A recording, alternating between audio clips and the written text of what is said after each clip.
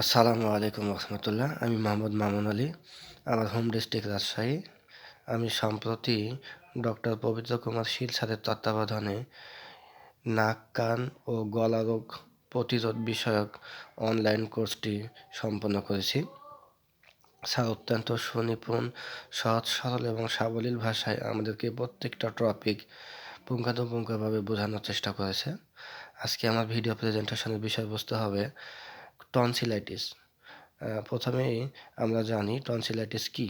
Tonsillitis হচ্ছে আমাদের গলার পিছনে টনসিল নামক গ্রন্থি থাকে, যা ব্যাকটেরিয়া বা ভাইরাল ইনফেকশনের কারণে প্রদাহ সৃষ্টি করে, যার ফলে আমাদের শ্বাস নিতে, খাদ্য গ্রহণ করতে আমাদের কষ্ট হয়। টনসিলাইটিসকে আমরা দুই ভাগে ভাগ করে থাকি।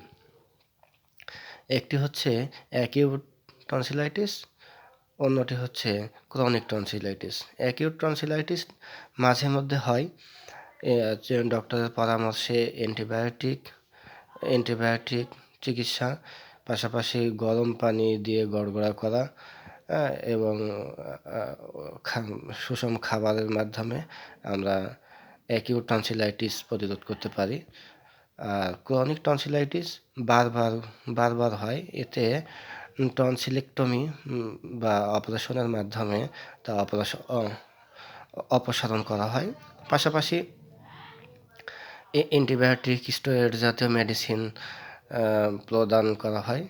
সাথে গরম পানি দিয়ে গড়গড়া, তারপরে ঠান্ডা খাবার, যেমন ফ্রিজ জাতীয় খাবার, যে সকল খাবার আছে খাবারগুলা এড়িয়ে চলা, তারপরে ঠান্ডার মধ্যে গরম কাপড় ব্যবহার করা। পাশাপাশি আমরা যে দোকান থেকে যে কোমল পানীয়, ফ্রিজ থেকে কোমল পানীয় খাই, সেই পানীয়গুলো থেকে বিরত থাকা ইত্যাদি। আমরা টনসিলাইটিস থেকে আমরা যদি রক্ষা পেতে চাই, সেই ক্ষেত্রে টনসিলাইটিসের লক্ষণ দেখা দিলে অতি দ্রুত আমরা চিকিৎসকের পরামর্শ নিয়ে চিকিৎসা গ্রহণ করব। পাশাপাশি ঠান্ডা জাতীয় খাবার, যেমন ফ্রিজ জাতীয় খাবারগুলো থেকে এড়িয়ে চলবো। তারপরে যখন শীতকাল আসবে, শীতকালের সময়ে আমরা যতটুকু পারি সর্বোচ্চ ভালো কাপড়-চোপড়, গরম কাপড়-চোপড় পরার চেষ্টা করব। এবং খাবার আগে আমরা অবশ্যই হাত পরিষ্কার করে খাবার গ্রহণ করব। তাহলে আশা করা যায় আমরা টনসিলাইটিস এই রোগ থেকে মুক্তি পেতে পারি বা ভালো থাকতে পারবো। ধন্যবাদ। আসসালামু আলাইকুম।